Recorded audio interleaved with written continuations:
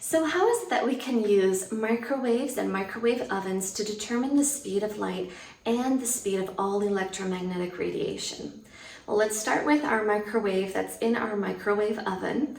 And an important feature to note here is that microwaves only emit the microwaves from one side of the device.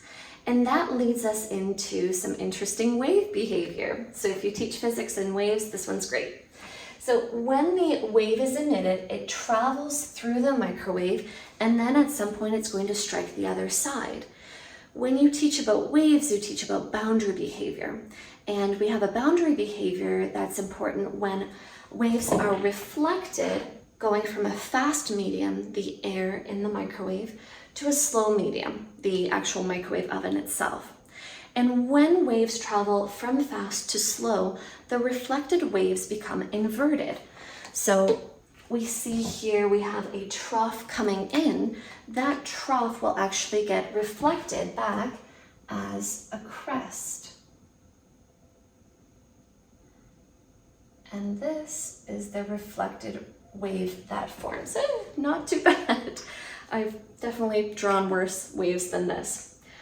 What this sets up inside the microwave is a standing wave. And we're going to have areas that have very minimal microwave energy and areas that have much more microwave energy. I'm sure you can spot them already on this diagram. So the areas here, these are called the nodes. And those nodes have much less microwave energy. The areas in between are going to have much more microwave energy. Those areas are called the antinodes.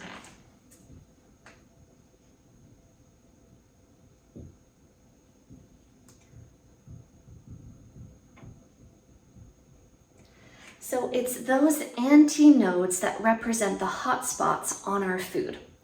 What we can do now is measure the distance between the antinodes and relate it to the wavelength of our microwaves. So here, if we focus just on, let's say the pink wave and where it's crested, that would represent one wavelength. So from crest to crest, that corresponds with the positions of the antinodes as well. So if we're marking the positions of the hot spots on the food, that's going to be half of a wavelength, lambda over 2. Now we know the frequency of the microwave because that's listed in the microwave itself. And now we'll know the wavelength of the standing wave that's formed. And then what we can do from there is determine the speed of light. We're going to use the universal wave equation, which is V is equal to F lambda, and we can make some substitutions here. The speed that we're solving for is actually the speed of light. The frequency is given to us in the microwave.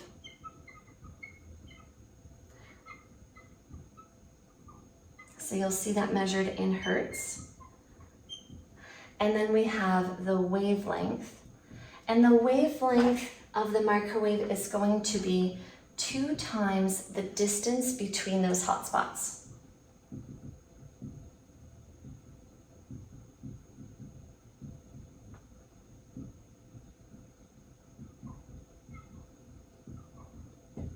Between those antinodes. Those areas give us the highest temperatures. That's where we'll start to see the melting.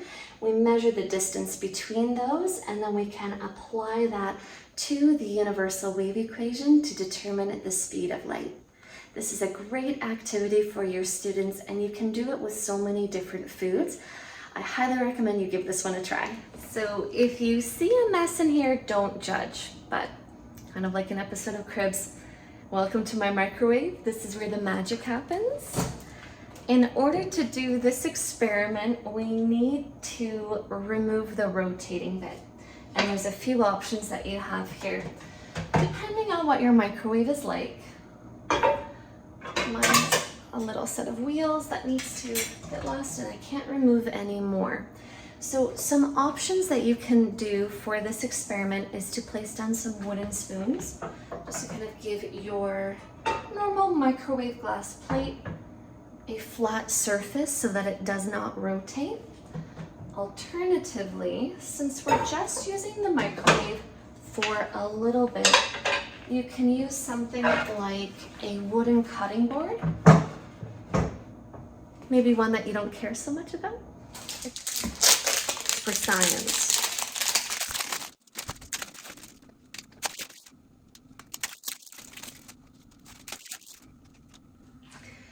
So I have cheese slices on top of parchment, on top of my wooden cutting board.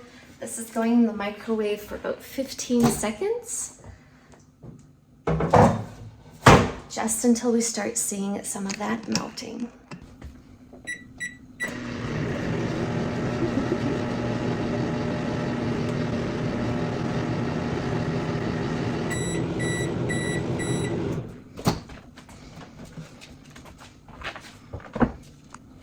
So definitely a hot spot here.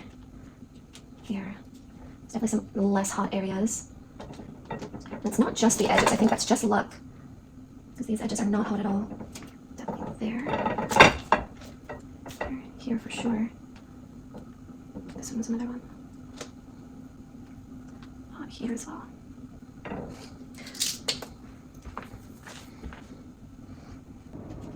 Depending on how long you leave the cheese in, you'll have these hotter areas, but they're clearer, but they're also harder to pinpoint exactly where the center is. These seem to be my ones best in a line. So measuring here to here, about 6.2 centimeters. Let's make a more delicious version with marshmallows.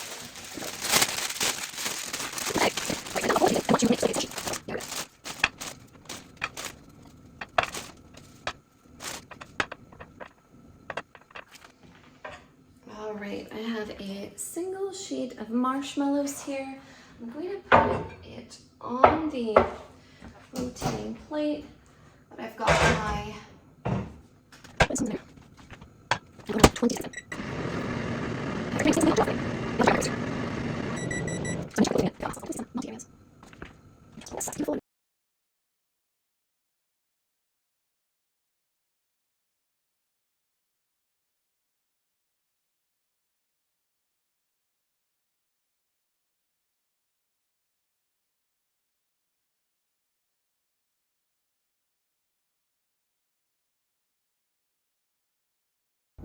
So I've marked the positions of the really hot spots in my marshmallow creation here, and I'm going to measure the distance between those hot spots.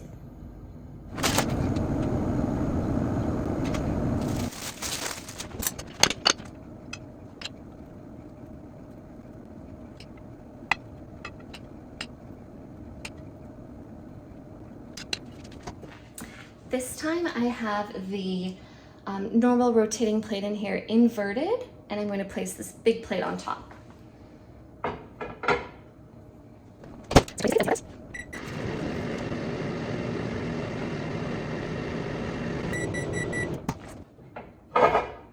right, we definitely have some areas that are more melted than others. Oops. Let's get out the infrared.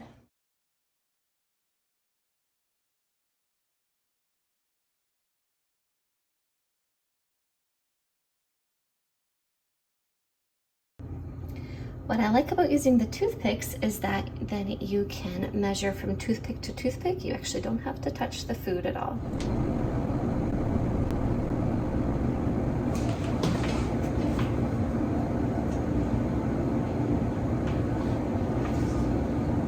Now that we have some experimental data, we can use that to calculate the speed of light. So we'll start with the frequency, which is given by the manufacturer. 2,450 megahertz. And the distance between the hotspots on average was about 6 centimeters. So when we double that, we get the wavelength to be 0.12 meters. From there, we can apply this into the universal wave equation and calculate the speed of light.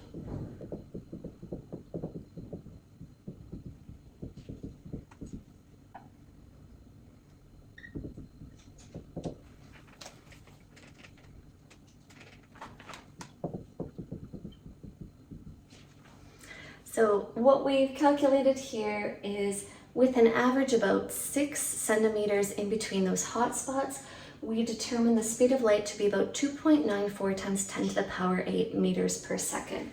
The known value is about 2.99 times 10 to the power 8 meters per second. So we're definitely in the correct ballpark.